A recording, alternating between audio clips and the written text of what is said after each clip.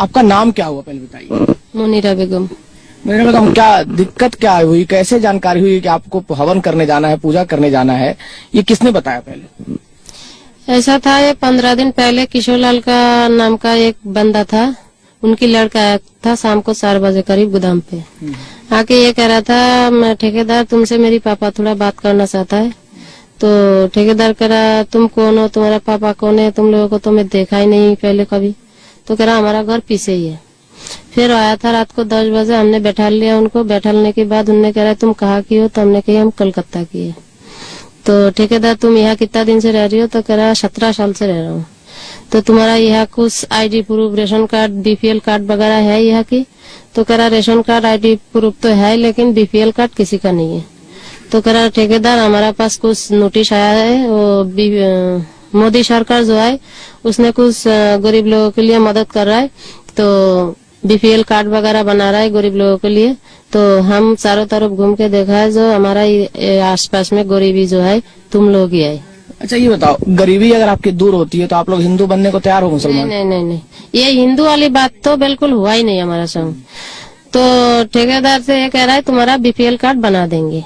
तो फिर वो कही ठेकेदार हमारा इसमें एक बात रखना पड़ेगा। तो कह रहा हाँ बोलो। तो कह रहा हम यहाँ एक मंदिर बैठाएंगे। तो कह रहा देखो भैया, हमारा ये जगह हमारा अपना नहीं है, हम किराए पे रहता हूँ, इसमें आप मंदिर बैठाओ, कुछ भी करो, लेकिन मालिक से बात करो, हमें कोई मतलब नहीं है। दूसरा बात, हम लोग मुसलमान है, मंदिर से हमें कोई संपर्क नहीं है।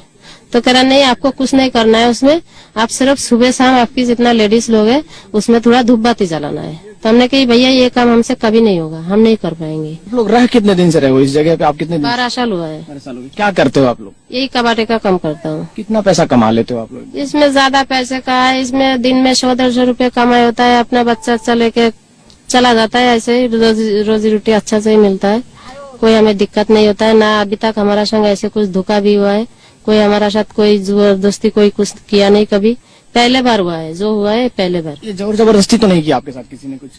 जोर जबरदस्ती कराया नहीं, लेकिन वो बात ऐसा था, उसने ये कही जो तुम अपना फॉर्म भर देना बीपीएल कार्ड के लिए। फिर उस दिन ये कह के गया ठेकेदार, एक दिन तुम्हारा यहाँ नेता लोग और कुछ मीडिया लोग आएगा तुमसे मुलाकात करने के लिए, और उसी दिन तुम्हारा फोटो भी खींच जाएगा। तो ठेकेदार कह रहा ठीक है लेके आना। फिर वो सोमवार को यहाँ स्टेट बना लिया था। जब स्टेट बनाया तो हमने ये पूछा है यह स्टेट क्यों बनाया जा रहा है? तो कह रहा है स्टेट इसलिए बनाया जा रहा है, यहाँ कुछ नेता लोग आ रहा है, कुछ मीडिया लोग आ रहा है, तो उनकी बैठने की चक्कर में। ठीक है बना लो भैया। वो अपना किराए पे लेके आए, अपना झाड़ूदार लेके आया, झाड़ू वाड़ू अपना आप लगाया, लगा के स्टेट बना के, फिर जैसे हमारा ये जितना बंदा है इन लोगों से कहा गया जो तुम लोग सब नहा धो के आओ, अपना अच्छा कपड़ा पहन के यही आके बैठो। उसका बाद वो कह रहा है तुम टोपी लगा के आओ, टोपी लगा के आओ, और महिला लोग जो है बुर्का पहन के आओ। तो बुर्का ऐसे कोई नहीं पहना था, वो टोपी लगा के गया था। हवन किया था आप लोगों ने? हवन किया था उस दिन? कितनी पूजा किया था आप लोगों ने? हाँ करवाया था। करवाया था। हाँ। फिर आज की तारीख में बताओ कि आप लोग हिंदू है या मुसलमान? मुसलमान है हम लोग। इससे भी ज्यादा गरीबी रहेंगी, लेकिन हम हिंदू नहीं बनेंगे। अगर हम यहाँ रह भी नहीं पाएंगे फिर भी हम हिंदू नहीं बनेंगे। उस दिन हमें ये नहीं पता चला जो हम हिंदू बन गए हैं, लेकिन ये आंगन इनको इस हाथ में जो रस्सी बांधता है आप लोगों में, वो बांध दिया, टीका लगा दिया। तो हमने यही सोचा था जो वो जो कर रहा है उन्हें करने दो, हम तो मुसलमान ही रहेंगे। लेकिन हम अगर यह कुछ बोलेंगे तो हमारा साथ लड़ाई करेगा, हमें मारेगा पीटेगा, डर के मारे हम कुछ नहीं बोला है।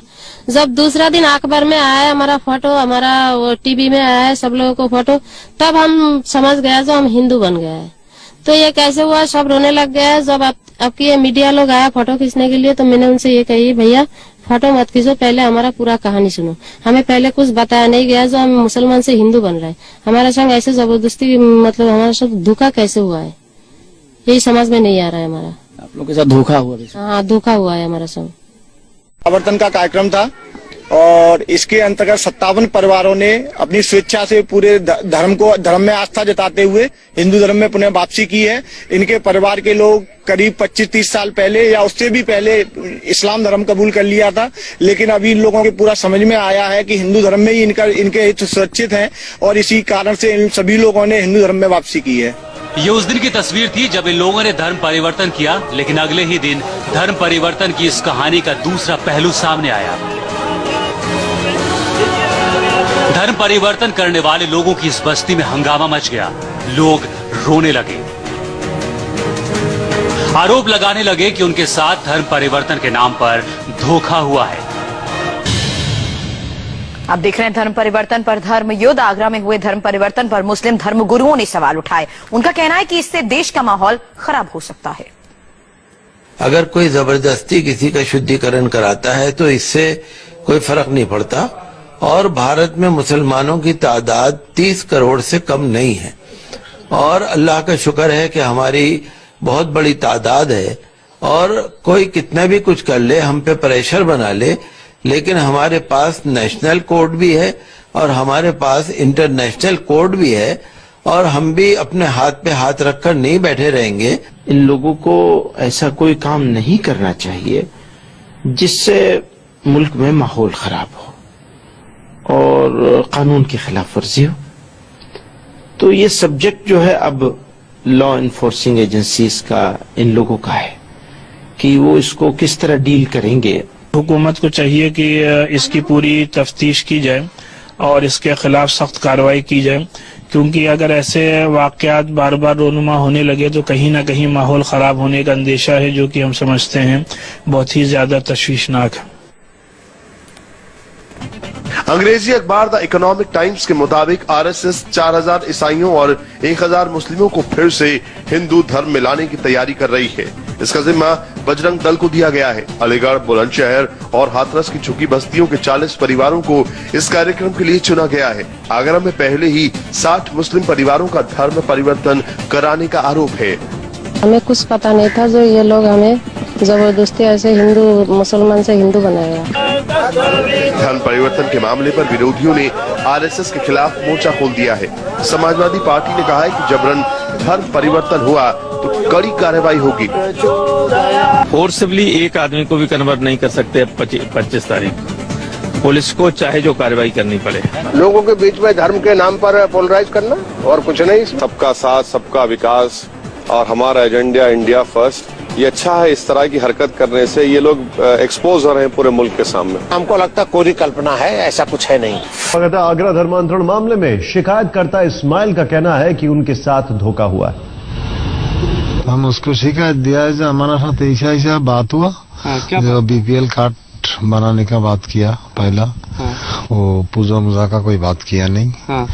वो एक बार पूजा का बात कह दिया था, हम कह दिया था हमारे ठाकुर है वही पूजा करेगा, फिर हम तो पूजा करते नहीं है। वो ठाकुर साहब वही कर लेगा फिर। और बीपीएल कार्ड बनाने का चक्कर में वो अधिकारी को, मीडिया को बुला के मेरे को फोटो उठा लेगा मेरे से, हमारा जितना बंदा है सारे को फोटो लेगा वो, और उसका बाद हमारा बीपीएल कार्ड बन जाएगा, सुविधा मिल जाएगा, ऐसा बोला उसने। ऐसा बोला। आपको लगता है आपके साथ धोखा हुआ? अभी हम तो ये धोखा से हमारा ये हुआ, हम तो इच्छा मन में, हमारा इच्छा में गया नहीं उसमें, और वो भी मेरे को बताया नहीं। कल जो हुआ है अनजाना में हुआ है, हमें कुछ पता नहीं था। जो ये लोग हमें जबरदस्ती ऐसे हिंदू मुसलमान से हिंदू बनाया। ये लोग पहले आया तो ये कह रहा है तुम लोग सब अच्छा अच्छा कपड़ा पहन के आओ और हमारा संग यही बैठो। तो सब लोग गया, फिर वो कहा अपना टोपी पहन के आओ आदमी लोग सब, और औरत सब बुर्का पहन के आओ। कोई हिंदुओं का कोई वो पढ़ाया है, मुझे तो पता नहीं क्या पढ़ाया है। कह रहा पढ़ो पढ़ो, तो ये लोग कोई पढ़ा नहीं है। फिर आदमी के पास एक का टोपी सीन लिया है, टोपी सीन के पैर के नीचे दबा दिया है। कह रहा अब तुम लोग सब हिंदू बन गए हैं। उसका बाद हमें मालूम पड़ा है वो हमारा साथ जबरदस्ती किया है। देखिए इतना मासूम तो कोई नहीं होता, लेकिन हाँ अगर जबरदस्ती की गई है तो अभी तक राज्य सरकार ने इन्वेस्टिगेशन क्यों नहीं किया, ये अपने आप में एक बहुत बड़ा सवाल है। इस पूरे मसले में मुस्लिम धर्मगुरुओं का क्या कहना है, आइए देखते हैं। मुसलमान किसी लालच में, किसी दबाव में सब कुछ कर सकता है, लेकिन ईमान का सौदा नहीं कर सकता। जिस तरह दबाव देकर, लालच देकर ये सब किया गया है, तो इससे दो खराबियां हो रही हैं। एक तो हमारा जो मुल्क है इसका एक कानून है, एक दस्तूर है, एक सिस्टम है। इस सिस्टम की खिलाफ वर्जी हुई है। दूसरी बात यह है कि मुल्क का माहौल बिगाड़ने की कोशिश हो रही है। इसका रिएक्शन होगा। और वो मुनासिब नहीं है। ये एक बहुत ही सीरियस मैटर है और जिस तरीके से जोर जबरदस्ती से और लालच दे करके ये मजहब तब्दील कराया गया है, ये गैर कानूनी अमल है और कहीं ना कहीं उत्तर प्रदेश का फिर से जो कम्युनल हार्मनी का माहौल बना हुआ उसको बिगाड़ने की एक नापाक साजिश है। इस वजह से हुकूमत को चाहिए कि इसकी पूरी तफ्तीश की जाए और इसके खिलाफ सख्त कार्रवाई की जाए, क्योंकि अगर ऐसे वाकयात बार बार रोनुमा होने लगे तो कहीं ना कहीं माहौल खराब होने का अंदेशा है, जो कि हम समझते हैं बहुत ही ज्यादा तशवीशनाक है। प्रधानमंत्री जी ने 15 अगस्त में खुद बोला था कि हमारा राष्ट्रीय ग्रंथ जो है वो हमारा आईन है, हमारा कॉन्स्टिट्यूशन है, हमारा संविधान है। तो प्रधानमंत्री को इन तमाम चीजों पर नोटिस लेना चाहिए और आगे ऐसी कोई कार्रवाई ना हो, इसको उन्हें चाहिए कि वो यकीनी बनाए। इनकी बस्ती में इनके पुराने मजहब की निशानियां अभी भी बाकी हैं। कुछ ऐसे भी हैं जो मजहब बदलने को तैयार नहीं। हम तुम लोग के पास क्षमा सारे बेटा, हमको मुस्लिम रहने दो। और कुछ कहते हैं कि इन्हें लालच दे के धर्म बदलवाया गया।